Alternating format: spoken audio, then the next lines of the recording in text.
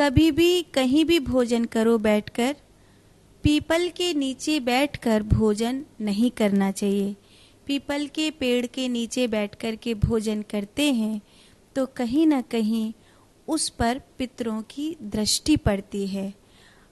हमारे जो प्रियजन हैं वो बात अलग है, लेकिन कुछ ऐसी चेतनाएं हैं, कुछ ऐसी आत्माएं हैं जो कई बार दुष्ट प्रकृति की होती हैं, जिनकी दृष्टि, जिनका भोज हमारे ऊपर, हमारे जीवन में घातक होता है।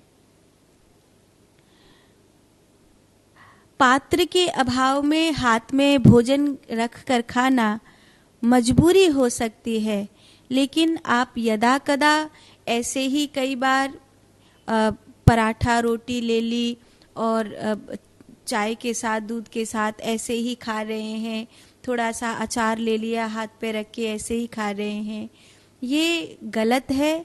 आपको भोजन पात्र में रखकर ही प्राप्त करना चाहिए। केवल हाथ में रखकर भोजन करना एक गृहस्थी के लिए शुभ नहीं माना गया है। कोई परम वीतरागी साधु संत होते थे, वो कई बार हाथ में रखकर भोजन प्राप्त करते हैं, करते थे, आज भी करते हैं।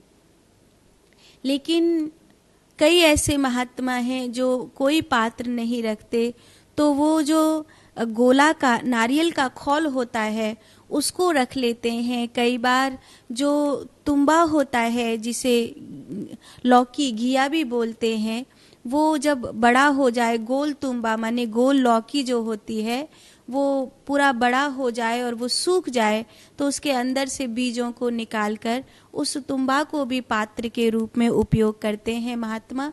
पहले भी करते थे, आज भी कई महात्मा करते हैं। कई महात्मा काशी फल जो होता है वो जब पूरी तरह से बड़ा हो जाए और सूख जाए, उसके भीतर से बीजों को निकालकर उसको भी पात्र के रूप में पानी भरना है आदि उसके लिए उपयोग कर लेते हैं। उसका छिलका इतना मजबूत हो जाता है कि उसमें पानी भी भर के रख लेते हैं, कई बार खाने की चीज़ भी रख लेते हैं उस तुम्बा का। इस प्रकार उपयोग पहले के महात्मा कर लेते थे, आज भी कई महात्मा करते हैं।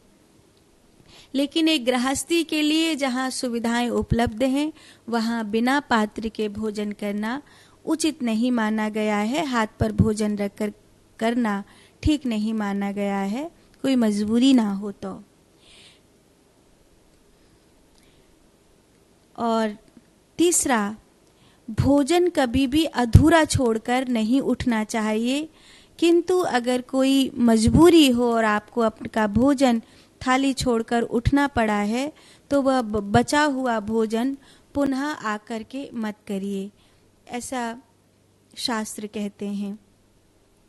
चौथी बात, अगर भोजन करते समय उसमें बाल निकल आया है तो उस भोजन का त्याग कर दीजिए। अगर भोजन करने के दौरान उसमें बाल निकला है तो अब उस भोजन को ग्रहण नहीं करना चाहिए। और पांचवी और आज के लिए अंतिम बात, रजस्वला स्त्री के हाथ से बनाया गया या परोसा गया भोजन साधक के भजन को नष्ट कर देता है। रजस्वला स्त्री के हाथ से बनाया गया भोजन या परोसा गया भोजन साधक के भजन को और तेज को नष्ट कर देता है।